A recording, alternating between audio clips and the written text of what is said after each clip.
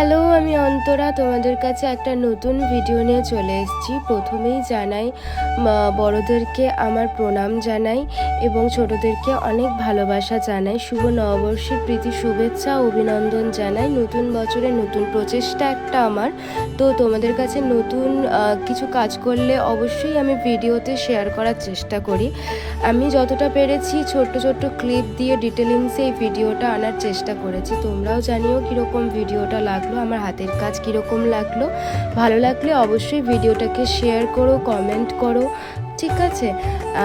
তো গল্পটা হচ্ছে এটাই যে আমার হঠাৎ করেই মাথায় একটা আইডিয়া এলো যে আমি আমার মনের মানুষ বা কাছের মানুষটাকে কী উপহার হিসেবে দিতে পারি।